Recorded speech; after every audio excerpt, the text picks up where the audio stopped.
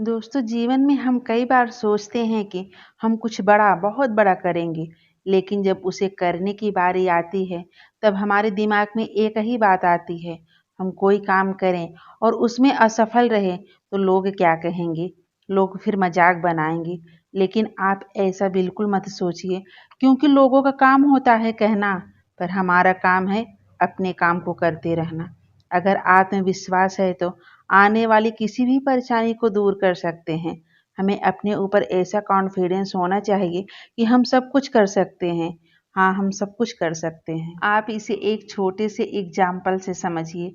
जब हमें खाना खाना होता है, तो क्या हम ऐसा कहते हैं कि चलो खाना खाने की कोशिश करें?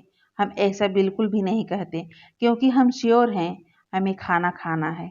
तो इसी तरह अपने दिमाग को कहिए कि हमें अपने लक्ष्य तक पहुंचना है। ऐसा मत सोचिए कि हम कोशिश करें, कोशिश नहीं, हमेशा श्योर रहिए कि हमें अपने लक्ष्य तक पहुंचना है। अपने आत्मविश्वास को मजबूत बनाइए। अगर इंसान के अंदर आत्मविश्वास है तो वह बड़ी से बड़ी मुश्किलों का सामना कर सकता है। तो चलिए इसे एक छोटी सी कहानी के माध्यम से समझते हैं। एक नगर का राजा था। वह जब भी युद्ध में जाता था, वह हाथी पर जाता था। हाथी राजा का सच्चा दोस्त बन चुका था। हाथी को भी राजा से उतना ही लगाव था।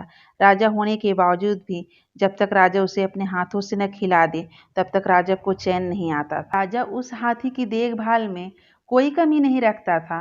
एक दिन हाथी घूम रहा था। वह एक दलदल में जा गिरा। तभी वहां पर खड़े राजा के सैनिक ने देखा। वह राजा को बताया। राजा दौड़े दौड़े आया और वह देखा, परेशान हो गया। मेरा प्रिय हाथी, इसे जल्दी बाहर निकालो। तभी सारे सैनिक अपनी पूरी कोशिश करने लगे, लेकिन लाख कोशिश के बाद भी हाथी को नहीं निकाल पाए। अब राजा और भी परेशान हो गया। मेरा प्रिय हाथी, जो मुझे एक बार भी युद्ध हारने नहीं दिया, आज वह दलदल में फंस गया है और मैं चाहकर भी नहीं निकाल पा रहा हूँ। तभी वहां राजा के मंत्री आया। बोला, राजन एक बात कहूँ, ये हाथी ऐसे नहीं निकल सकता। तब राजा बोले, अब क्या करूं? तभी मंत्री बोला, राजन आप युद्ध की तैयारी करवाइए। यह सुनकर राजा आश्चर्य में पड़े और बोले, ये क्या कह रहे हो?